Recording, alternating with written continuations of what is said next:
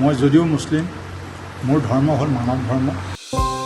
জন্মসূত্ৰে মুছলমান, পালন কৰে মানৱ ধৰ্ম। আৰু সেইবাবেই ক'ব পাৰে, মানৱ ধৰ্ম হিচাপে মই যিহেতু জন্মগ্ৰহণ কৰিছোঁ, গতিকে মোৰ হিন্দু, মুছলিম, খ্ৰীষ্টিয়ান, জৈন বুলি কোনো ভাগ নাই।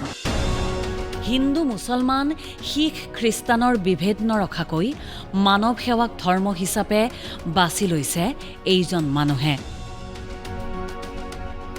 আৰু সেইবাবেই তেওঁ লাভ কৰিছে হিন্দু ধৰ্মীৰো শ্ৰদ্ধা, আশীৰ্বাদ। আমি হ'লোঁ শ্ৰীমন্ত শংকৰদেৱ সংঘৰ ৰত্নপুৰ প্ৰাথমিকৰ আমি অনুগামী। আমাৰ আৰমান দাই আমাৰ পুৰণি চিনাকি।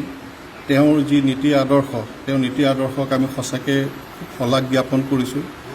আমি সমস্ত ৰত্নপুৰ প্ৰাথমিকৰ ৰাইজে তেওঁক আমি আশীৰ্বাদ প্ৰদান কৰিছোঁ। মানুহজনৰ নাম আৰমান আলী। শোণিতপুৰ জিলাৰ ধলাইবিল চামধৰা পানীগাঁৱত জন্ম আলীৰ।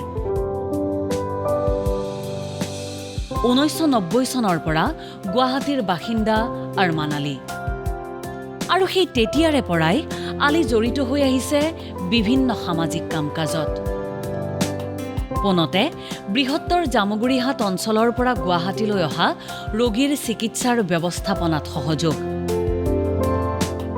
পৰৱৰ্তী কালত যেতিয়াই যিদৰে সম্ভৱ মানুহৰ মাজত মানুহৰ বাবে সেৱা আগবঢ়াইছে আৰমান আলীয়ে। শেহতীয়াকৈ এইগৰাকী ব্যক্তিয়ে দেখুৱালে এক বিৰল দৃষ্টান্ত। জামুগুৰিহাটৰ 25টাকৈ নামঘৰ, মন্দিৰ, গীৰ্জাক 25,000 টকাকৈ অনুদান আগবঢ়াইছে আৰমান আলীয়ে। মই টোটেল 25টামান নামঘৰ, তাৰপিছত আপোনাৰ গীৰ্জা, মন্দিৰ, টোটেল 25টামানত মই প্ৰত্যেককে আপুনি 25,000 টকা কৰি মই দিছোঁ। সিমানেই নহয়, সম্ভৱস্থলত এই ধৰ্মানুষ্ঠানত আন ধৰণে সহযোগৰো আশ্বাস দিছে এইজন যুৱ সমাজকৰ্মীয়ে। আমাৰ কীৰ্তন গৃহৰ আমাৰ যিখিনি অভাৱ, আমাৰ বিশেষকৈ আমাৰ টিঙৰ অভাৱটো তেখেতে আমাক পূৰণ কৰাৰ প্ৰতিশ্ৰুতি দিছে। আমি সঁচাকৈ তেওঁৰ ওচৰত আমি কৃতজ্ঞ। ধৰ্মানুষ্ঠানেই নহয়, ক্ৰীড়া, চিকিৎসা আদিৰ মাধ্যমেৰেও সেৱাত জড়িত এই যুৱ ব্যৱসায়ী। কেইজনমান সহমৰ্মী লোকৰ সহযোগত বামুণী মৈদামত গঠন কৰিছে কাজিৰঙা ফুটবল একাডেমী। 4জন প্ৰশিক্ষকে 130জন শিক্ষাৰ্থীক দিয়ে ফুটবলৰ প্ৰশিক্ষণ। ইয়াত প্ৰশিক্ষণপ্ৰাপ্ত স্থান পাইছে পাঞ্জাৱ একাডেমী আৰু ৰিলায়েন্স একাডেমীত।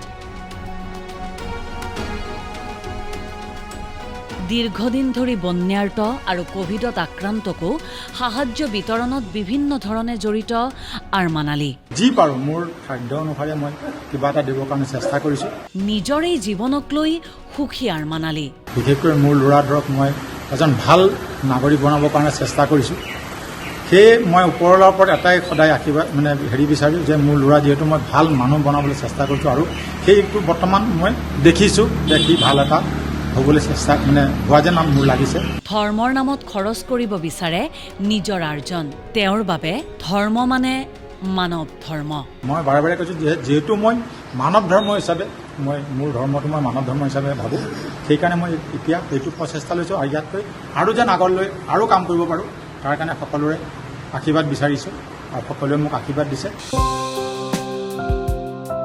আজিৰ সমাজত আৰমান আলীৰ দৰে ব্যক্তিৰেই প্ৰয়োজন অধিক, নহয়নে? নিউজ ডেস্ক ৰিপৰ্ট, দেশ টুডে।